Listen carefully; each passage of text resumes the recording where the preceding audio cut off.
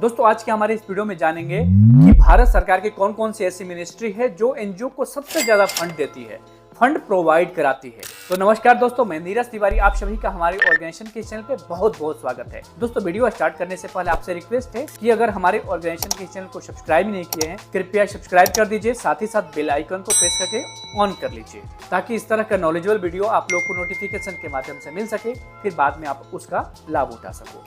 जो सबसे important point होगा वीडियो के एंड में आप लोग को शेयर करूंगा। तो दोस्तों वीडियो स्टार्ट करते हैं। भारत सरकार गवर्नमेंट ऑफ इंडिया की कौन कौन सी ऐसी मिनिस्ट्री है जो एनजीओ को सबसे ज्यादा फंड देती है, प्रोवाइड कराती है। तो पॉइंट टू पॉइंट आप लोग को शेयर करते जाऊंगा कि कौन कौन सी ऐसी मिनिस्ट्री है। इसमें मल्टीपल पॉइंट है, इसलिए मैं नंबर वाइज नहीं शेयर करूंगा, इसको मैं केवल नेक्स्ट में शेयर करूंगा। जो फर्स्ट पॉइंट है, ministry of commerce and industries के माध्यम से फंड एनजीओ को प्रोवाइड कराती है। कॉर्पोरेट सोशल रिस्पॉन्सिबिलिटी आपको इसके माध्यम से फंड देती है। मैं अपने एक वीडियो में बताया था कि कॉर्पोरेट क्यों फंड देती है, ठीक है, डिस्क्रिप्शन में भी डाल दूंगा। सीएसआर होती क्या है और क्यों देती है कंपनीज फंड एनजीओ को। नेक्स्ट पॉइंट की बात करूंगा कि ministry of youth affair and sports, इसके क्षेत्र में भी आपको गवर्नमेंट ऑफ इंडिया फंड देती है, ठीक है, तो आप यहां से भी फंड ले सकते हैं। जो अगला पॉइंट है, ministry of agriculture government of India, यहां से भी आप फंड ले सकते हैं।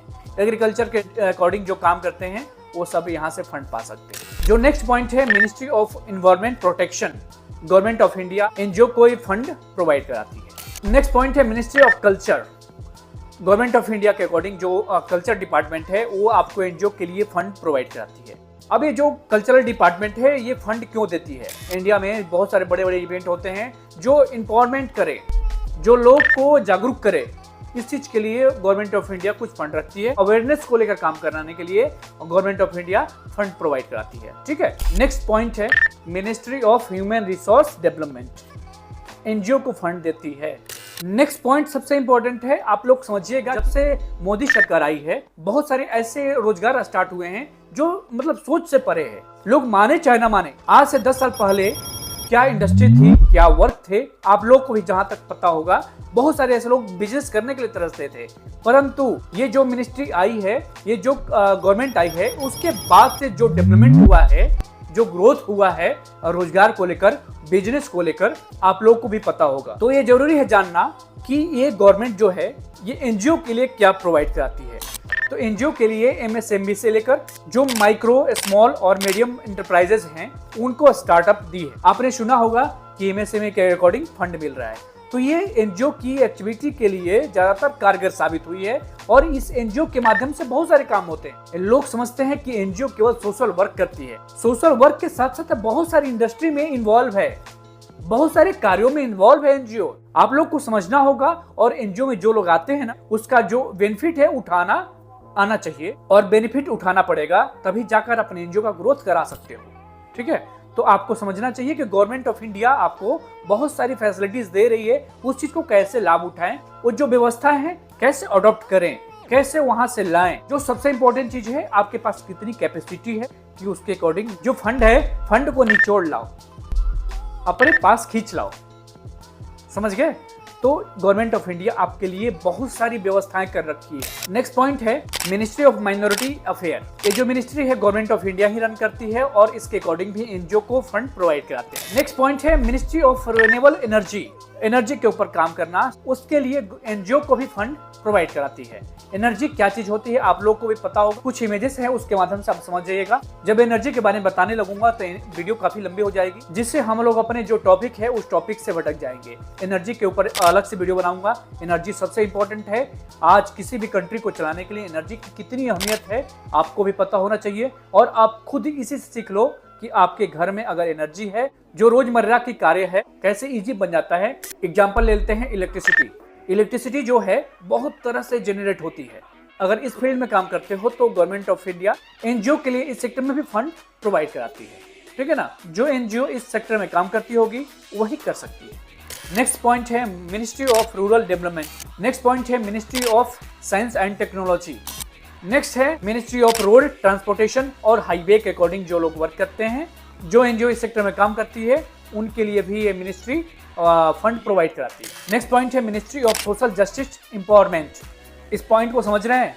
मतलब मानव कल्याण के लिए, उसके न्याय दिलाने के लिए जो सेक्टर वर्क करती है, जो एनजीओ वर्क करती है, उसके लिए भी ये मिनिस्ट्री फंड प्रोवाइड कराती है। ये सब प्रॉपर एक इंडिविजुअल सेक्टर है।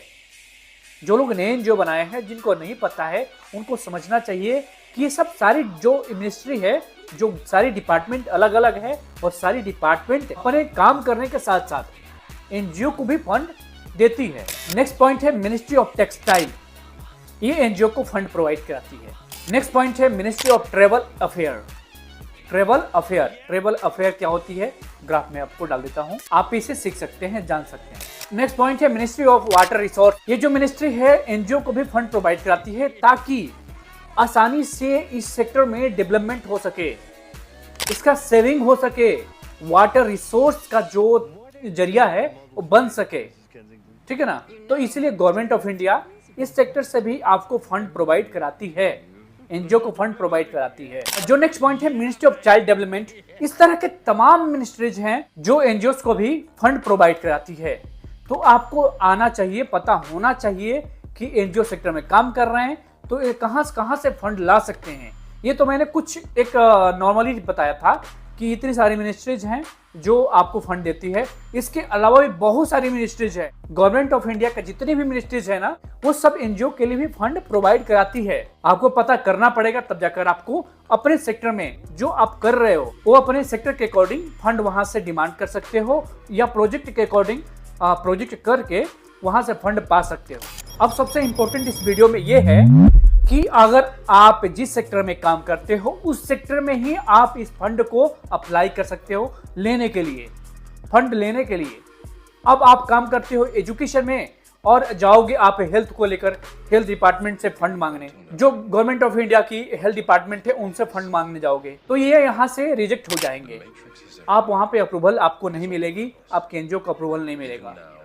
जिस सेक्टर में आप काम करते हो उस सेक्टर के अकॉर्डिंग मिनिस्ट्री के पास जाकर आप फंड के लिए अप्लाई कर सकते हो। बहुत सारे रिक्वायरमेंट आते हैं, बहुत सारे फंड जो है ना वो इशू होते हैं, मगर आपको पता भी नहीं चलता है। तो सबसे इंपॉर्टेंट चीज होता है आपको जानकारी हो ही नहीं पाता है कि किस सेक्टर ने, किस डिपार्टमेंट ने एनजीओ के लिए कितना फंड निकाल कर रखा है, ठीक है, वो इशू कर रहा है, तो आपको पता नहीं चलता है, उसका आप लाभ नहीं उठा पाते। तो सबसे इंपॉर्टेंट है कि इस तरह के नॉलेजेबल वीडियो पाने के लिए ना हमें सब्सक्राइब कर दो।